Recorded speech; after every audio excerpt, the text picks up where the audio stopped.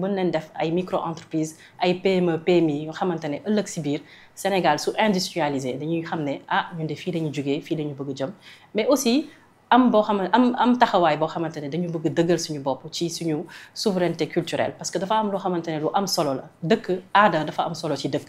nit ni ngay présenté woo noonu la nit noonu la lay ñëkk gisee di ngay sol donc loolu du loo xamante ne dañ ko war a jël à la légère te defe naa ñun ci suñu idéologie au niveau en tout cas de ce gouvernement aada dafa am solo ak colin ak lépp loo xamante ne dafay wane suñu culture donc suñu gisee ne le chef de l'État suy déplacé wu wala fépp fu muy dem da ngay gis ne dafay sol le costume africain day sol yére Sénégal première dame yi également elle porte des designers ay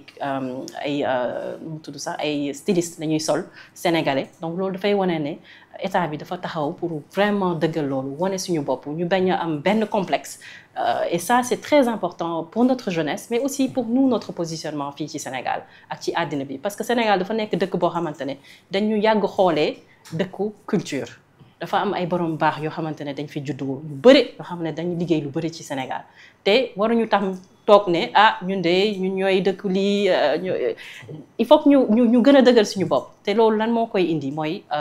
gouvernement boo xam ne dafay taxaw wane ko ci ay politique publique am mais aussi ci ñi nga xamante ne daf leen teg pour ñu mën a mener à bien c'est sa politique donc looloo tax tamit ñun ñu ne fii. bu ñu jëlee ministère boobu noonu dañ ko daanaka bu ci jàngat bi dañ ko tas ñetti pàcc muy wàllu culture mu am beneen pàcc muy tourisme yéen seen bos ñëw muy wàllu artisanat tey ci secteur yooyu noonu muy culture wala tourisme ban impact la ci artisanat boobu noonu mën a jouer tey bu ñu jëlee yenn culture man domaine bi ma ci gën a intéressé mooy wàllu audiovisuel ak l'industrie cinématographique wàllu tourisme xëy na peut-être ñi fi ñëw artisanat lan la mën a jouer ci secteur yooyu noonu ba bokk ci li koy booster. waaw peut-être pour juste revenir sur peut-être un chiffre industrie culturelle et créative li nga tudd yëpp loolu ci industrie culturelle et créative la bokk te ci biir industrie culturelle et créative artisanat daf ci bokk soo xoolee dans le monde tey 2500 milliards de dollars yoo xamante ne industrie culturelle et créative mu ngi koy génnee ci koom Afrique mu ngi ci am 5% kese te soo xoolee 5% yooyu Sénégal néew na li nga xamante ne mu ngi koy représenté donc ça veut dire que tey dafa am opportunité bu mag que ce soit secteur culturel bi que ce soit audiovisuel secteur du cinéma mais aussi le secteur de l'artisanat parce que soo xoolee ci cinéma rek ñi ngay xamante ne même soo mettee di mettre en place en scène da ngay liggéey benn menuisier di nga liggéey ak benn styliste parce que su fekkente ne da nga am benn ay actrices di nga leen solal donc artisans yi dafa am pàcc bu am solo boo xamante ne dañ koy jouer ci secteur boobu et que même tey photographe en tant que tel dañ koy considérer même presque comme un artisan et dafa bëri tamit ay nomenclature yoo xamante ne dafa bokk ci secteur artisanat te ñu bëri xamuñu ko dama koy wax souvent Sénégal am na ñu bëri ñu ngi dox di dem ay artisans lañ te ñoom ci seen bopp xamuñu ko donc loolu tamit c'est un travail boo xamante ne de promotion ak ci communication boo xam ne dañ ko war a gën a jëmmal mais aussi tamit gën a replacer le débat sur le secteur de l'artisanat parce que c'est le soubassement en fait de tous ces secteurs là acteurs culturels yi ñoom xam nañ ne secteur artisanat yi des hommes de la culture eux c'est l'immatériel c'est-à-dire que li ñuy représenter ci àddina bi ak ci seen taxawaay ak ci xam-xam loolu c'est la culture le soubassement mooy l'objet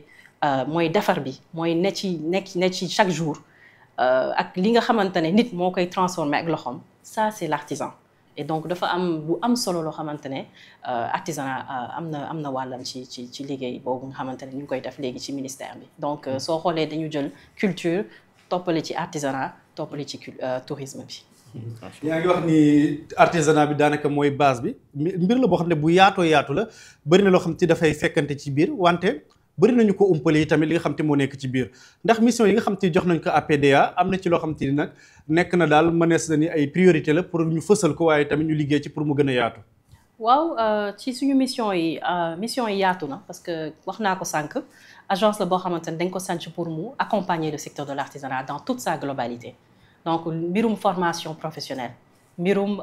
jàppale leen ci artisans yi mën a formaliser seen ay activités même ba ci mbirum faciliter leen pour ñu jot ci commande publique donte que ci biir ministère bi am na lu ñu tuddee le mobilier national bi nga xamante ne dafay gën a liggéey ci loolu mais ñun tamit au niveau de cette agence là ñu ngi faciliter loolu peut-être que am nañ ay activités danañ ci ñëw ci kanam yoo xamante ne def nañ ko boo xamante ne dafa faciliter aussi accès à la commande publique parce que le nerf de la guerre c'est l'économie c'est que l'artisan mën a am loo xamante ne da koy dundee ci liggéeyam ba pare mu am mu nekk ci loo xam ne état bi da ci gis boppam également en termes de dividendes de taxes mais aussi tamit moom mu gis seen bopp mu mën a yëkkatiku tabax ci këram am ci jabar takk ci enfin vraiment qu'ils vivent dignement parce que ce que je dis tout le temps le développement infini c'est que les gens puissent vivre dignement dans ce pays-là. Et dans le secteur de l'artisanat, je trouve qu'on a vraiment une opportunité énorme pour créer des emplois massifs sur toute la chaîne de valeur. Parce que fépp foo dugg, que ce soit agriculture, que ce soit dans le secteur de la pêche, di nga gis ay artisans yoo xamante ne ñu ngi liggéey ci secteur boobu. Donc c'est vraiment un secteur prioritaire pour l'État du Sénégal. Même dans le plan de redressement économique et social, on a vu qu'il y a 2 secteurs yoo xamante ne Premier ministre daf ko identifier comme ay secteurs yoo xamante ne prioritaires lu mel ni secteur textile habillement lu mel ni secteur cuir et peau parce que état bi dafa xam ne secteurs yooyu kese suñu xoolee chaîne de valeur yi ay milliers d'emplois ñoo ci mën a juddee donc te képp koo xamante ne xam Sénégal xam nga ne dëkku ñaw la dëkku tailleur la donc tailleur yi ñu ngi dans chaque coin de rue voilà. wax nga sànq mbiru chaîne de valeur. Est-ce que ci secteur boobu noonu bi ngeen ñëwee jot ngeen def benn xayma par rapport ak acteurs yi ci nekk di ci yëngu ndax yaa ngi wax sànq ne am na sax ñu ci nekk te xamuñ ni ñoom ay vrais artisans lañ est-ce que am na ay données yu ngeen am ci seen wàll. waaw données yi nag néew na lool données yi nga xamante ne ñu ngi ci secteur bi am na étude boo xamante ne 2006 lañ ko defoon am beneen étude boo xamante ne ANSD def na ko 2016 mu saytu ne am na peut-être plus de 300 000 artisans yoo xamante ne ñu ngi yëngu fii ci Sénégal. Mais 2016 ak 2025 lu bëri am na ci te je pense que artisans yi c'est sûr que yokku nañ mais je pense que au-delà de ça am na ñoo xamante ne sax dañuy spéculer naan y a 1 million d'artisans au Sénégal et que problème mu données ak statistique c'est un réel problème pour l'État et que je pense que aujourd'hui au niveau du ministère ñu ngi mettre en place benn signature convention avec l'ANSD boo xamante ne suñ ko defee daf ñuy gën a mën a joxe ay données yoo xamante ne pour ñun si suñu pilotage pour suñu ay plan stratégique dañuy mën a xam fan la si secteur artisanat bi fan la ñu war a taxaw pour gën a mën a investir si secteur boobu fan la nit ci gën a bëree ba nga xamante ne ñun suñuy def ay plan stratégique dañuy xam ne fii lañ war a jëm donte que ñun am nañ ci déjà xam-xam am na ay données yoo xamante ne am nañ ko ba pare à notre portée et ci kaw loolu la ñuy taxaw di sukkandiku si foofu la état bi ne secteur textile habillement dugal leen fa comme secteur cuir et peau bi tamit dugal leen fa foofu parce que am na opportunité yoo xamante ne war na mën a génn ci loolu. xanaa ñu wax ci lu jëm ci wàllum vision à long terme xam nañ ni am ngeen benn vision bu ñuy woowee Sénégal 2050. bëggoon nañu xam taxawaayu secteur bi nga xam te ni ci nga nekk ni ci biir référentiel boobu noonu ban place lañ ko ci jox ban solo la ci am. waaw je pense que soo liree référentiel bi dafay ñëwaat lu bëri ci industrie culturelle et créative da koy tudd lu bëri. amoon na sax ay artisans yoo xamante ne dañu jàppoon ne artisanat kenn tudd ko ci mais soo xoolee industrie culturelle et créative dafa ëmb lu bëri artisanat da ci bokk donc état bi dafa même identifier Dakar comme capitale de la mode en Afrique. Et dans le monde donc dafa am taxawaay bu am solo comme ni ma ko waxee woon parce que ci industrie culturelle et créative rek soo xoolee chaîne de valeur yi nga xamante ne mën nga ko mettre en place que ce soit dans le domaine du cinéma que ce soit dans le domaine de la mode que ce soit dans le domaine des cuirs et peaux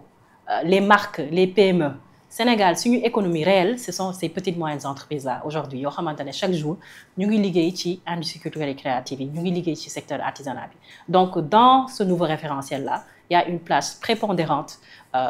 de l'artisanat mais aussi de la culture donc ñun ci loolu la ñuy sukkandiku pour mën a am suñu lettre de politique sectorielle mais aussi ci loolu la ñuy sukkandiku actuellement pour développer suñu plan stratégique de développement et plan stratégique de développement bi ñun suñu xalaat au niveau de la PDA dañu bañoon def du top down maanaam toog suñu ay bureau tëju ut benn consultant liggéey ak moom mu ñëw jox ñu benn PSD dañu ne non dañuy dem dans les régions waxtaan ak population yi saafante ak ñoom déglu leen surtout être dans de l'écoute pour que ñoom tamit ñu mën a génne li nga xamante ne mu ngi seen xel parce que borom xam-xam yi bëri nañ fi Sénégal macha allah te le plus ñuy dugg ci biir dëkk yi di dugg ci village yi le plus ñuy découvrir que Sénégal bëri na loo xamante ne vraiment war nañ ko gën a mën a valoriser war nañ gën a mën a déglu nit yi war nañ gën a mën a bàyyi xel maître artisan yi nga xamante ne am nañ xam-xam depuis plus de 20 ans 30 ans mais ils n'ont pas participé au développement et à la formation professionnelle et surtout à la transmission de savoir-faire. Et loolu je pense que tey année bi incha allah danañ finaliser suñu PSD et danañ ko mën a partager tamit ak artisans yi ak acteurs yi nga xamante ne tamit ñu ngi interagir avec suñu secteur. Parce que ce qu'il faut savoir aussi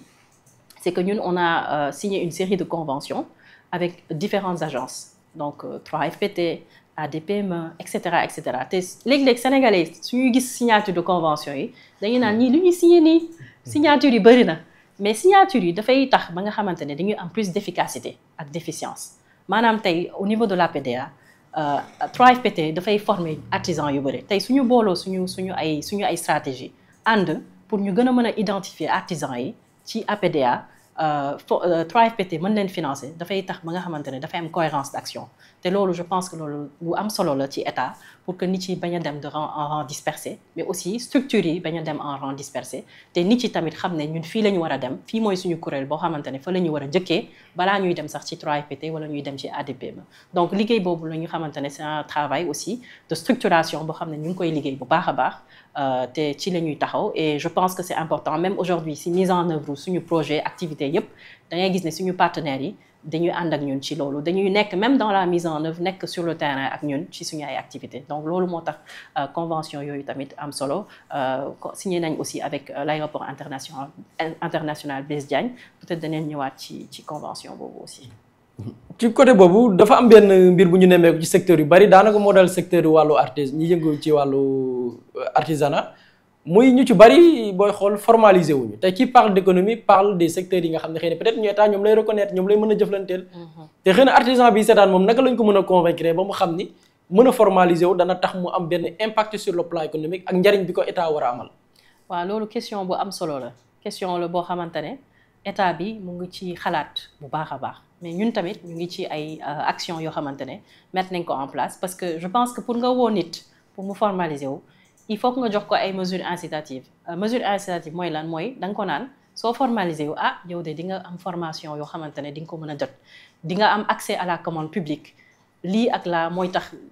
formalisation boobu mu am solo ci sa ay activité état bi mën la reconnaître donc je pense que nit ci comprendre wuñu ko woon noonu artisans yi tamit comprendre wuñu ko noonu donc c'est un travail de communication boo xamante ne dañ ko war a def mais aussi am na ay projets yoo xamante ne yu structurants yoo xam ne ñu ngi koy mettre en place am nañ benn partenaire organisation internationale du travail boo xamante ne mu ngi ñuy accompagner ci opérationnaliser le statut de l'entrepreneur ak une mise en place de coopératives yooyu nag c'est des coopératives artisanales par filière mais ça peut être aussi des coopératives mixtes loolu suñ ko mettre en place formaliser artisans yi parce que année bii rek 500 artisans formaliser nañ leen ñu am vraiment kayit yi nga xamante ne moom la ñu soxla pour ñu mën a jëm ci formalisation donc ils sont maintenant reconnus par l'État et ci kaw loolu aussi tamit il y a des actions de formation technique yoo xamante ne tamit parce que bëgguñu tamit juste formaliser leen en masse après bàyyi leen ñu delluwaat ci seen activité l'idée c'est que ñu mën leen vraiment incuber jox leen ay jumtukaay jox leen ay matériel mais jox leen xam-xam bi war ba nga xamante ne tey su fekkente ne état bi dafa am commande publique dañuy mën a répondre vraiment convenablement sans problème donc ci loolu la ñu nar a nekk di def actuellement et que voilà on travaille à Ngaye Mékhé également qui est une ville de l'artisanat ñëpp xamee nañ ko ci ñu ngi liggéey ak jeunes yi nekk foofu ak ñi nga xamante ne coopérative yi fa nekkoon tamit ñu ngi liggéey ak ñoom pour gën a jëmmal li ñuy def mais gën leen structuré waat gën a liggéey ci modèle de gouvernance su coopérative yi gën a liggéey ci modèle économique bi ba nga xamante ne ñi ci adhéré wuñu ci parce que juste parce que damay peut-être jot financement mais da nga ciy adhéré parce que dafa am idéologie qui est basée sur le travail ça c'est extrêmement important ñu xam ne ñun Sénégal dañu toll foo xamante ne nit ci dañu war a takku léegi ànd liggéey pour que ñu mën a jot li nga xamante ne moo gën a yaatu parce que mbirum commande publique je pense que tey c'est une réponse pour le secteur de l'artisanat soo xoolee am na ay dogal yu bëri yoo xamante ne génn na ci secteur ci commande publique bi mais ba léegi artisans yi jotaguñ ci lu tax jotaguñ ci nag question d'organisation moo tax ñun nag tey dañu bëgg encadrer loolu ba nga xamante ne 2026 marché public yi état bi gouvernement bi nu mu tudd sax ministères yi tey suñuy lancer ay appel d'offres ci seen ay mobilier dañuy mën a dem ci ay coopératives yoo xamante ne ay coopératives faîtières lañ te xam nañ ne ils sont organisés suñuy dem ne dañu bëgg am ay uniformes scolaires xale yi mën a sol uniforme scolaire dañuy dem ci ay coopératives faîtières yoo xamante ne elles sont structurées formalisées formées et qui peuvent répondre aujourd'hui à la commande publique donc looloo tax mbirum formalisation du kese yore këyit mais tamit li ci topp ak étape yi nga xamante ne pour mu am efficacité ak efficience pour état bi looloo ci am solo. Mousslaye Immo Sénégal moo leen di indil saafara ci jafe-jafe bu ngeen am ci wàllum immobilier yow mi bëgg a jënd kër yow mi bëgg a tabax wala nga jaay sa terrain jokkool ak waa Mousslaye Immo ku am sa kër bëgg ku la ko terrassel wala nga am sa tool bëgg ku la ko lotisel defal la ko ay terrain Mousslaye Immo Sénégal daf leen koy jàppandal gunge leen ci anam gu mucc ayib ku am sa kër itam te nekkuloo ci biir réew mi bëgg ku la ko toppatool gérer la ko Mousslaye Immo moo ci gën a gaaw gën ci wóor ku bëgg réfectionner tabax wala nga defar plan architecte mën nga jokkoo itam ak waa Mousslaye Immo Sénégal mën ngeen leen a woo ci 77 887 25 13 77 887 25 13 Mousslaye Immo indi saafara ngir jëndum kër tabax jaayum terrain terrasse yi ay tool wala lotissé ko defal leen ko ay terrain loolu lépp Mousslaye Immo moo ci gën a gaaw man ngeen itam abonné ci seen chaîne YouTube Mousslaye Immo Sénégal ngir am yeneeni xabaar yu gën a dëggu wala itam wàllum conseil ci wàllum immobilier fii ci biir réewum Sénégal